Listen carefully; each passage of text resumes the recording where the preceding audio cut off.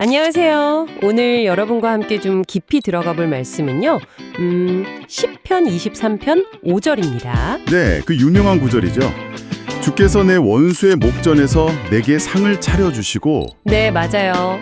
보내주신 설교 자료들을 보니까 이 구절을 통해서 하나님께서 어떻게 우리를 예비하시고 또 회복시키시는지 거기에 초점을 맞추고 있더라고요. 그렇죠. 특히 그 원수 앞에서 차려진 상이라는 이미지가 아주 강렬하죠. 그래서 오늘 이 상이 도대체 뭘 의미하는 건지, 그리고 이게 지금 혹시 실패나 어려움 속에 있는 여러분에게 어떤 메시지를 주는지 좀 같이 파헤쳐 보려고 합니다. 좋습니다. 아주 중요한 주제가 될 것 같아요. 자, 그럼 먼저 그 상, 히브리어로는 슐로한이라고 한다고 자료에 나와 있던데, 이게 우리가 보통 생각하는 뭐 상장이나 트로피 이런 게 아니라면서요? 네, 전혀 아니죠.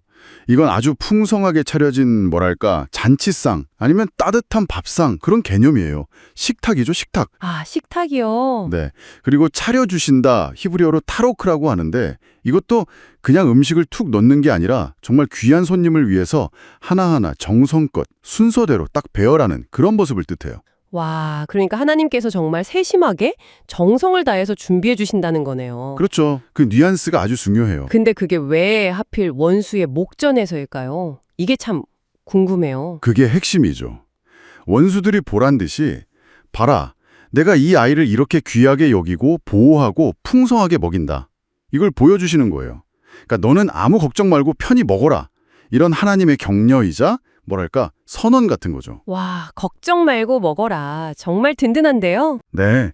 공급과 보호, 그리고 승리의 확신을 아주 시각적으로 보여주는 장면입니다. 이런 하나님의 마음 그리고 이 상의 의미를 잘 보여주는 예시로 베드로 이야기가 많이 언급되더라고요. 아, 베드로. 그렇죠. 빼놓을 수 없죠.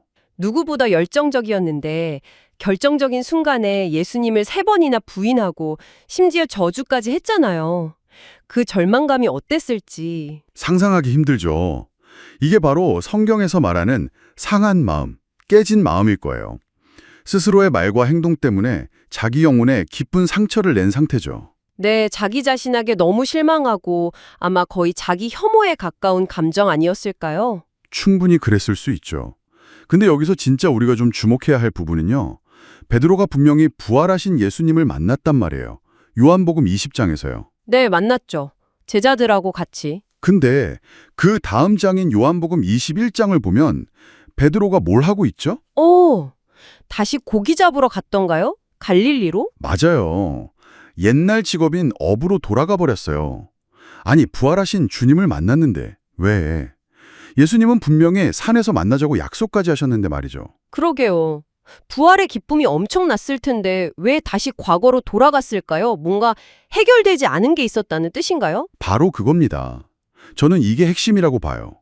그 엄청난 부활 사건 자체만으로는 베드로 안에 깊이 패인 그 죄책감, 실패의 기억, 그 상한 마음이 온전히 치유되지 않았다는 걸 보여주는 거죠. 아, 그에게는 개인적인 만남, 개인적인 회복의 경험이 필요했던 거예요. 바로 그를 위해 특별히 차려진 상이 필요했던 거죠. 아하. 그래서 예수님께서 베드로를 따로 찾아가신 거군요. 그가 처절하게 실패했던 바로 그 갈릴리 바닷가예요. 그렇죠. 그리고 거기서 뭘 준비해 두셨죠? 숯불에 생선이장 떡으로 아침 식사를 딱 준비해 두셨잖아요. 어쩌면 베드로가 예수님을 부인했던 그 가야바의 뜰에 숯불을 떠올리게 했을 수도 있겠네요. 그럴 수 있죠. 바로 그 실패의 현장, 가장 아픈 기억이 있는 그곳에서 예수님은 꾸짖는 대신에 따뜻한 아침 식사를 차려놓고 기다리셨던 거예요.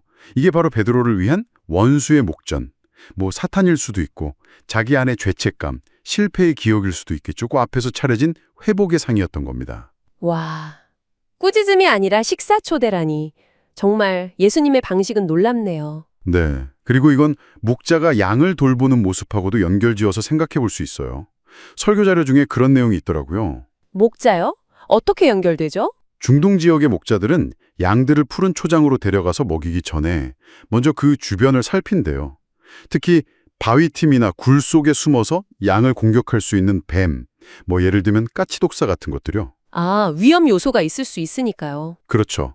그래서 그런 굴 입구나 심지어 양들의 코 주변에 기름을 발라둔다고 해요. 뱀이 혹시 점프해서 물려고 해도 기름 때문에 미끄러지게 하고 또 기름 냄새 때문에 아예 접근을 못하도록요. 와, 신기하네요. 먼저 안전을 확보하는 거군요. 네, 먼저 위험 요소를 제거하고 그 다음에 안전하게 양들이 풀을 뜯게 하는 거죠. 이것처럼 예수님께서도 우리를 영적인 또 내적인 원수들의 공격으로부터 먼저 보호하시고 안전한 쉼과 회복의 자리, 즉 상을 마련해 주시는 분이라는 걸 보여주는 비유 같아요. 먼저 안전하게 하시고 먹이시는 목자의 모습. 듣고 보니까 최후의 만찬 때도 좀 비슷한 느낌이 있었던 것 같아요. 예수님께서 제자들을 위해서 미리 다 준비하셨잖아요. 아, 맞아요. 그것도 아주 중요한 예시죠.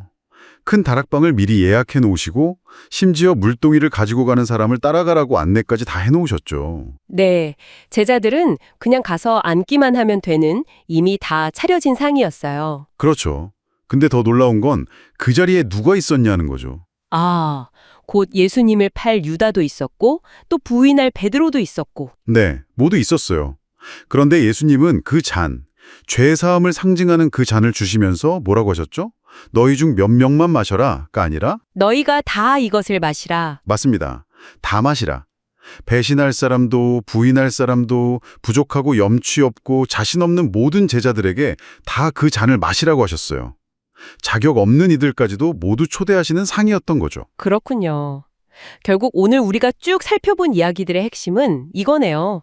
우리가 실패하고 넘어지고 때로는 스스로가 스스로에게 원수처럼 느껴질 때조차도 아니면 외부의 공격으로 정말 힘들 때조차도 하나님은 이미 우리를 위해서 회복과 격려의 상을 준비하고 계시다는 것. 네, 바로 그거예요.